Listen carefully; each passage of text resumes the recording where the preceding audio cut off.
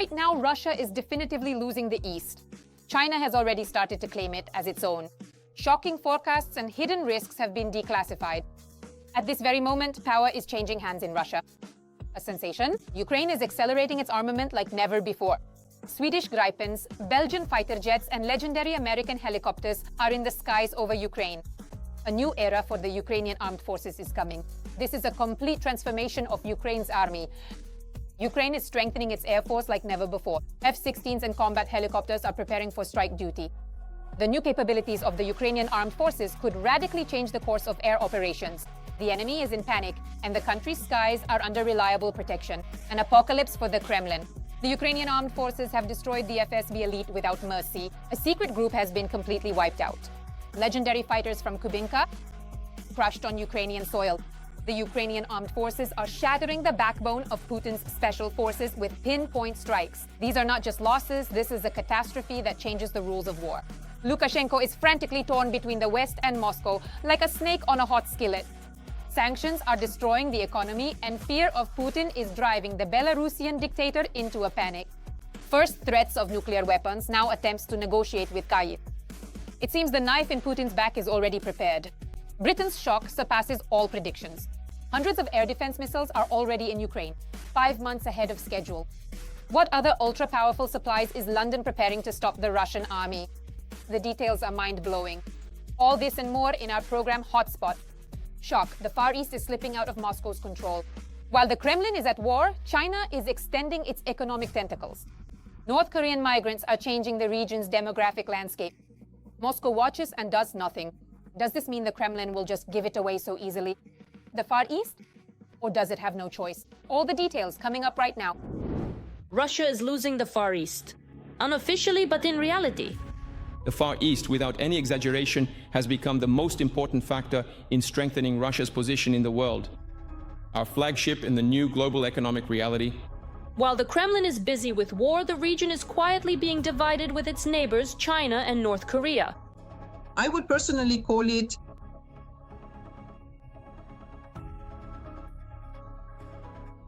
a creeping takeover, a creeping migration.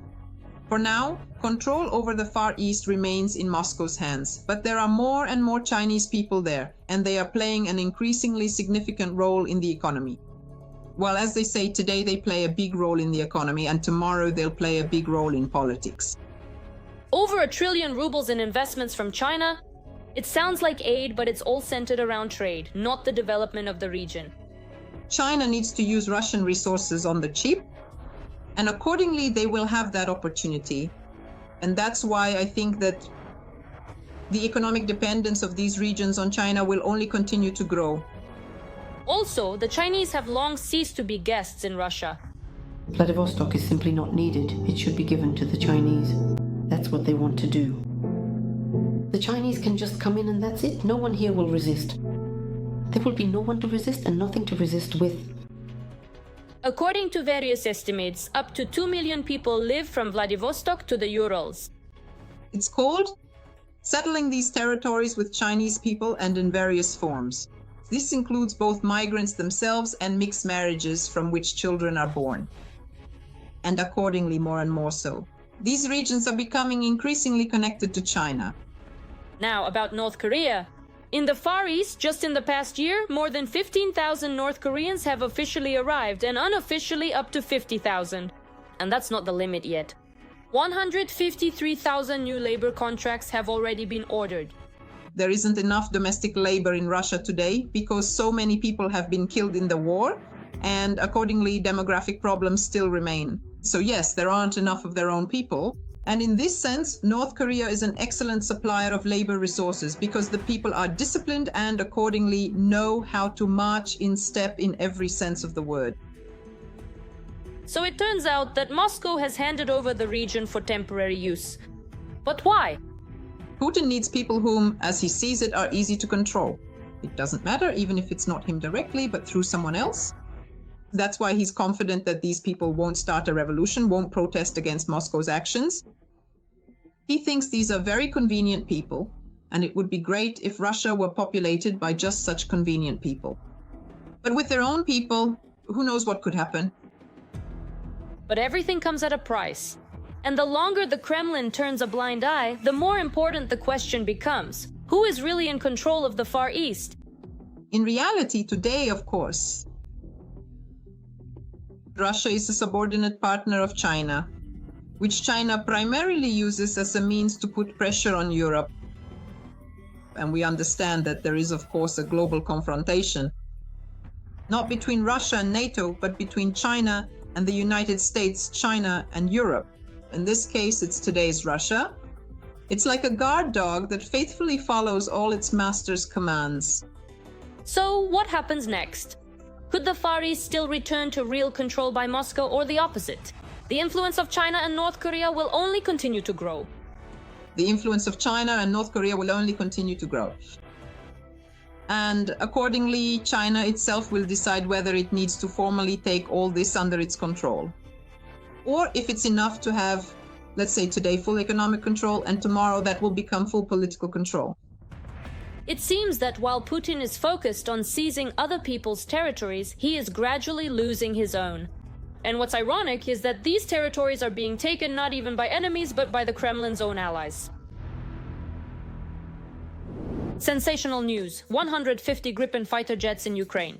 The front is changing before our eyes. The Pearl program has already been launched, weapons have been purchased, and Zelensky promises to supply the front with 50% Ukrainian-made arms. This is more than just plans, it's a game changer on the battlefield. Ukraine is getting ready to tear up the skies. Sweden and Ukraine have signed an agreement on cooperation in the development of air capabilities. This is a long-term partnership and a long-term prospect for equipping our Air Force with modern high-tech fighter jets. But most importantly, this makes it possible to receive up to 150 Gripen combat aircraft as early as next year. You could say it's a direct competitor, a serious rival to the latest modernization of the American F-16. And acquiring these aircraft, this is a strikingly significant upgrade for our Air Force and the armed forces of Ukraine. The number of Gripen aircraft we are counting on, 100 to 150 units, is exactly the amount needed to reinforce our armed forces. On the other hand, this is neither a short-term nor even a medium-term prospect. And the Belgian Minister of Defense stated that the country could provide Ukraine with F-16 fighter jets, but also not before next year. Therefore, what we will be receiving from our partners in the future is what has already been promised. They are servicing and repairing all these aircraft and are also conducting on-site inspections to determine their readiness for transfer to Ukraine. And in the future, these will be handed over. But again, this is not state-of-the-art equipment. Now new helicopters will replace the old ones.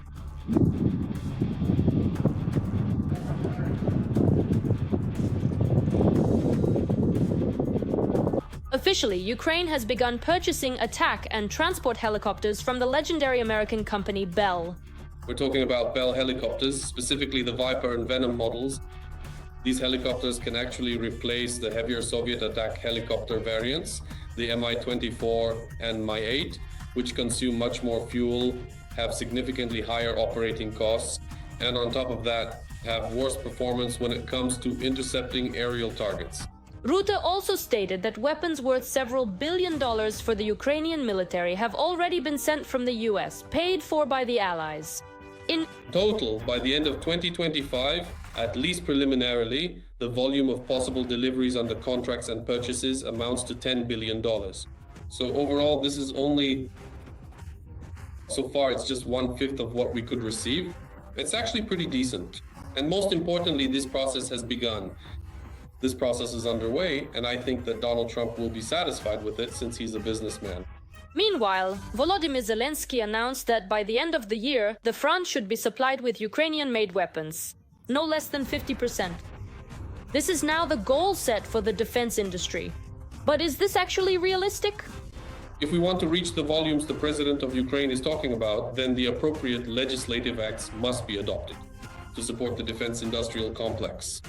Otherwise, these numbers will simply be unattainable, and this is very important for us. The president's priorities also include meetings with European leaders, preparing new defense agreements, and strengthening combat aviation. Right now, Ukraine is receiving powerful reinforcements for its skies. F-16s are already on the horizon, and American attack transport helicopters are being added to them. The new additions to Ukraine's aircraft fleet promise to shift the balance of power in the skies and strengthen the country's defense to unprecedented levels. A new era of air power is coming to Ukraine. One of the largest and most popular Russian Telegram channels, run by two majors with an audience of over 1 million subscribers, is reposting news about the purchase by Ukraine of combat and transport helicopters. We're talking about the Viper and Venom. The manufacturer, Beltextron, announced the signing of letters of intent to develop cooperation with Ukraine. An agreement was signed to assess approaches to industrial cooperation as part of a potential purchase of AH-1 Zulu and UH-1 Yankee helicopters. The Venom is a transport helicopter, while the Viper is an attack helicopter capable of carrying Hellfire missiles. Both of them can use 70mm rockets, which basically means APKWS. And the Venom can be equipped with a minigun. And recalling, during American exercises, Ukraine can use these helicopters to shoot down drones like the Geran. The interest of Russian media in the purchase of such helicopters indicates that the Kremlin understands that with the appearance of these birds in the Ukrainian sky, the air defense system will become much more effective in combating Shahed attack drones. Bell attack helicopters are being purchased to replace the outdated Mi-24 and Mi-8, which have long since exhausted their service life. 85% of the parts in the Viper and Venom are identical, which means cheaper and simpler maintenance. The Viper was created during the Vietnam War back in 1965, and by the 2000s it received new engines and a rotor, upgraded avionics, a fire control system, comprehensive survivability improvements, as well as extensive digitalization. In terms of capabilities, the Viper is almost on par with the world's best attack helicopter, the Apache. Objectively, the Apache is more powerful since this machine has a maximum takeoff weight of 10.4 tons compared to 8.4 tons. The Apache has a combat radius of 300 kilometers, while the Viper's is 243 kilometers. Also, the Apache's main armament is more numerous, up to 16 AGM-114 Hellfire missiles versus 8 on the Viper. But the typical combat loadout on the Apache is quite similar to the Viper: 8 Hellfires and 2 pods of 70mm Hydra unguided rockets. As for automatic cannons, it's 30mm versus 20mm. An agreement has already been signed to assess approaches to industrial cooperation as part of the procurement of Viper and Venom helicopters. We are proud to announce this agreement and the possibility of delivering these incredible helicopters to Ukraine. This initiative has been in development for some time, and we look forward to its completion. Jeffrey Schlosser, Senior Vice President at Bell. In addition to the procurement of transport and attack helicopters, Ukraine will soon receive another batch of F-16 fighter jets. The Belgian Minister of Defense stated that as early as the beginning of 2026, the new jets will enter service with Ukraine right after Belgium receives its new F-35s. We continue to receive deliveries according to schedule. The first 3 F-35s, not 4, have already arrived. Now they need to become operational. I think this will take a year or a year and a half. Once we achieve operational capability, we will be able to transfer our F-16S to Ukraine. This is a very important phase. I always explain this to the Ukrainians. As soon as we are able, we will transfer them. But don't forget that our country has DCA capabilities, and it plays an important role in NATO's nuclear deterrence policy. This is the cornerstone of our doctrine. This year, Ukraine received 2 F-16s from Belgium for spare parts, and according to the security agreement between Ukraine and Belgium, the latter must deliver 30 F-16 fighter jets by 2028. As of June 2025, Ukraine has already received more than 40 F-16s from its allies.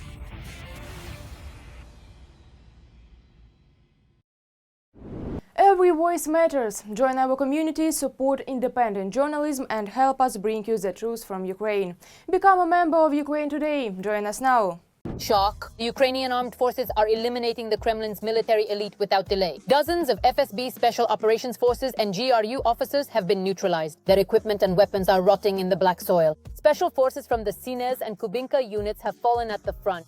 Moscow is silent while propagandists are in a frenzy. This is a catastrophe for Putin's special forces.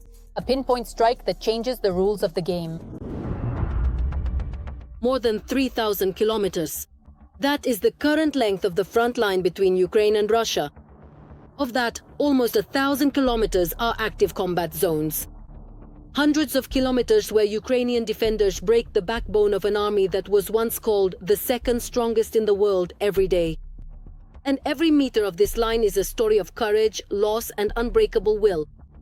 At this front, not only columns of equipment and infantry are destroyed, but also Russia's military elite. During the full-scale invasion, Ukrainian fighters have eliminated dozens of special forces operatives from elite units. Sensational and Kubinka, those whom even in Russia are called the elite of the elite. Losses of such fighters are especially painful for Russia. Each of them is not an ordinary soldier, but a specialist who has undergone years of training. Training a single officer like this takes years and requires significant resources. You mentioned I Want to Live. Recently, a documentary about the elimination of a sabotage and reconnaissance group from the Sensational Special Purpose Center, which was operating in the Chernihiv region, was released to the public. This operation became one of the most successful since the start of the full-scale war. Ukrainian scouts from the 54th Separate Reconnaissance Battalion, together with border guards from the 105th Prince Volodymyr the Great Detachment, eliminated 6 enemy officers. The bodies of those killed, as well as weapons and equipment, were captured. Everything they use works. They enter Ukrainian territory with their GoPro cameras turned on, and they record all their actions. If you can even call it work. Murder, sabotage, it's essentially terrorism. And they are the first to show this to their perhaps commanders or superiors. To report back. That's the first reason. And secondly, they post all of this online to intimidate people. There are videos titled, How I Spent This Summer. And in these videos, they're basically montages of the killing of Ukrainians, Ukrainian soldiers, Ukrainian civilians. In the center of Sinisha Kubinka are the key units of the Russian Special Operations Forces, reporting directly to the General Staff. Only the best of the best are selected to go there. Those who are supposed to carry out the most complex, covert, and dangerous missions. They are trained using Western methods and deployed in operations outside the country from Ukraine to Africa. But in Ukraine, even such an elite force proved powerless. Those whom Moscow calls invisible fighters become visible on Ukrainian fields. Lie down. Stand up. Come here. I've got it. Holding.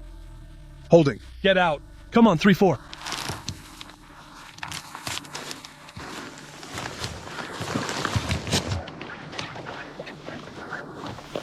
According to the I Want to Live project, during the war, Ukraine has eliminated at least 58 operatives from the Russian Special Operations Forces of the GRU and FSB. For the enemy's army, these are not just losses. This is a blow to the core personnel, to those who were supposed to conduct reconnaissance, coordinate operations, and prepare new sabotage missions. And while Russian propaganda keeps talking about precision weapons and the professionalism of its army, the reality is completely different. Across more than 3,000 kilometers of front line, Ukraine is not only holding the defense, but is also systematically eliminating those whom the Kremlin considers untouchable. And no matter how long Russia continues this aggression, the defense forces will keep giving the same answer. An invader on Ukrainian soil will not remain alive.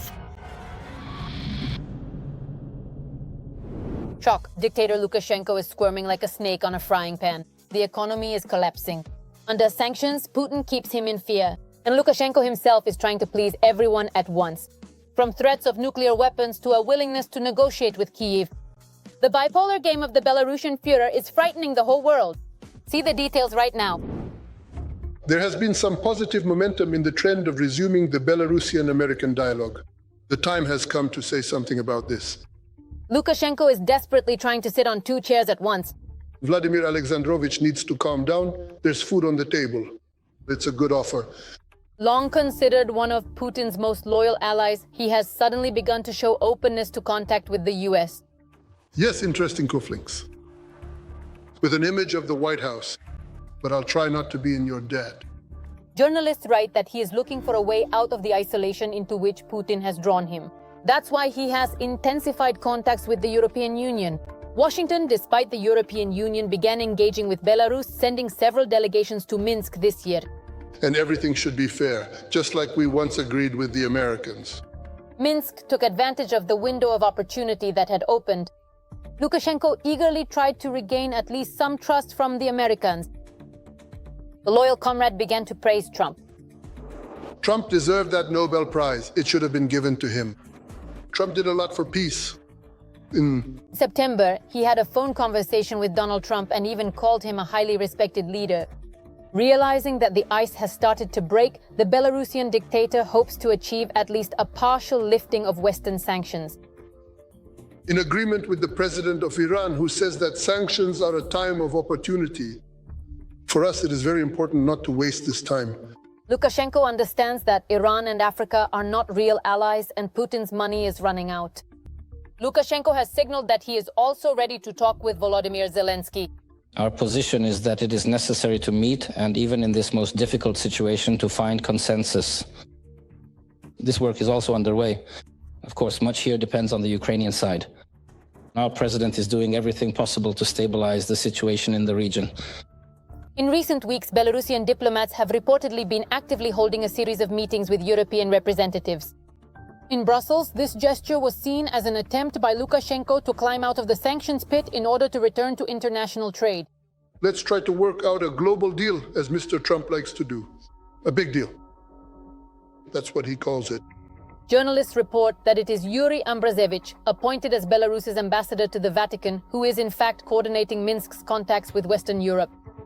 He conveyed a message to European diplomats that Belarus is seeking to break out of political isolation and is allegedly ready to play the role of mediator between Russia and Ukraine. That is why, for us, a sovereign and independent Ukraine is a major fundamental issue. It should be peaceful, not create any problems or threats for anyone, and develop as an independent state. We support this, we are for peace, and in this regard, we are ready to work.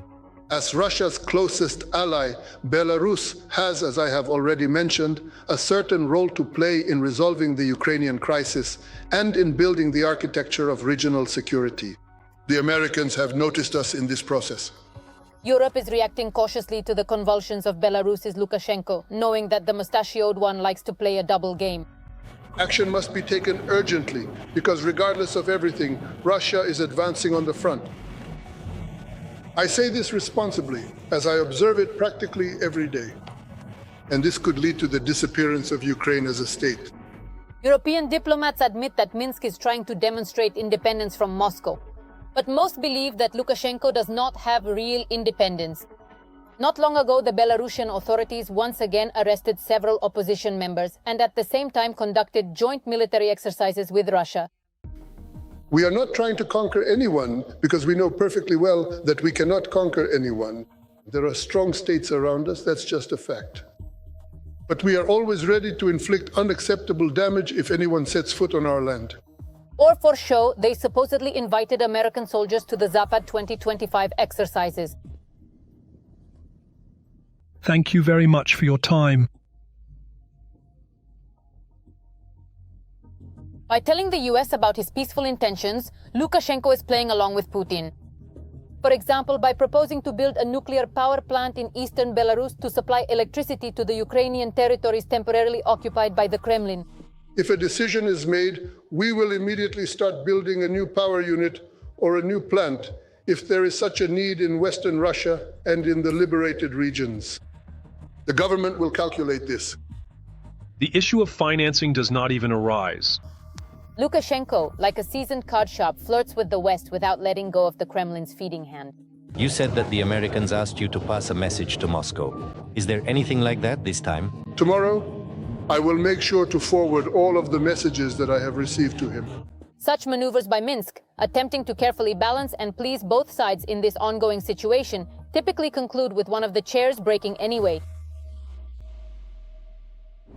Breaking news! Ukraine is receiving hundreds of air defense missiles earlier than expected. Foggy Albion is strengthening the front, preparing new arms deliveries to fight Putin's army. Moscow is in shock, and soon the Ukrainian sky will become untouchable. The United Kingdom is strengthening Ukraine's airspace. Hundreds of air defense missiles were delivered 5 months ahead of schedule. This was reported on the British government website during the visit to Kyiv by the Minister for Defense Procurement and Industry. Luke Pollard. Developing industrial partnerships is important so that we can learn from their experience together. To build the industrial base necessary to defend the United Kingdom, deter our adversaries, and support Ukraine. We are talking about the Light Multi-Role Missiles, LMM, which are produced as part of the British military support program for Ukraine. This is a high-precision missile measuring 1.3 meters in length, weighing only 13 kilograms and with a range of up to 8 kilometers. It is equipped with a laser infrared guidance system, and its 3-kilometer range fragmentation warhead with a proximity fuse makes it effective against both aerial and ground targets. The missiles can be launched from various platforms. Ground-based launchers such as Manpads, Stormer SAM, HVM, or Rapid Ranger, as well as from helicopters and ships. As illegal Russian aggression continues to intensify, European countries must unite and strengthen their support. Ongoing industrial cooperation, both with our dedicated government colleagues and our valued international allies, remains the only way to ensure a safe and prosperous future for the people of Ukraine. Shatabifu. British support is not limited to supplies. At the same time, a new major phase of industrial cooperation has been announced. A package worth £1.6 billion sterling. This is approximately $2 billion for the integration of LMM missiles into the Ukrainian air defense system and the expansion of joint production capacities. Poland. This total volume of UK military aid in 2025 will reach £4.5 billion or $5.6 billion. An all-time record figure for London. And now one more key element of cooperation. The UK and Ukraine are launching joint production of interceptor drones. The project could start as soon as the coming months. We're talking about a production line capable of turning out around 2,000 interceptors per month. Such production rates are exactly what's needed to counter massive Shahed swarms and other large-scale combat UAV attacks. The first production lines will be set up in the UK, but the project structure is designed to be flexible so it can quickly respond to frontline needs and move capacity closer to Ukraine if necessary. The British side promises to contribute development, research expertise, and modern manufacturing technologies that Ukrainian factories currently lack. This is not just a supply contract, it's an attempt to create sovereign capabilities for Ukraine. Equipment, technical support, training, joint research and development, supply chains. In parallel with the UK, the Netherlands also discussed a memorandum on joint drone production. European partners are building industrial cooperation that is meant to function not as a one-time delivery, but as a series of production lines, services, and training. That is when it comes to the quality of drones. A long time ago, we caught up with the so-called Russian drones, which are actually Iranian Chinese Shaheds. The question was whether we could scale up production in the same way it was done for Russia, Iran, and China. It turned out we could. So when it comes to diving drones, we are now close to parity, not only in terms of the quality of the machines, but also in terms of their quantity, which is very important in this case.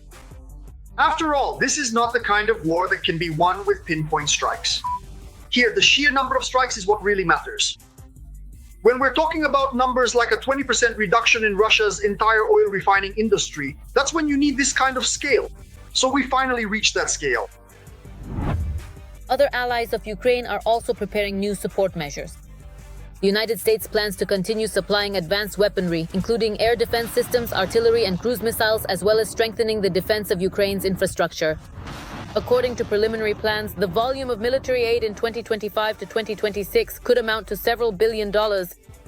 Among the European countries, Germany and France are preparing to supply armored vehicles and ammunition, as well as expanding the training of Ukrainian military personnel at their training centers. Poland and the Baltic states are considering the possibility of providing additional types of weapons and equipment, as well as conducting joint exercises to enhance the combat readiness of Ukrainian troops. In addition, the allies are developing plans for the long-term integration of new air defense systems and artillery complexes so that Ukraine can build a resilient defense network and prepare for possible escalation from the Russian Federation. As part of humanitarian support, there are plans to expand programs for infrastructure restoration, medical assistance, and the training of specialists to work in crisis conditions.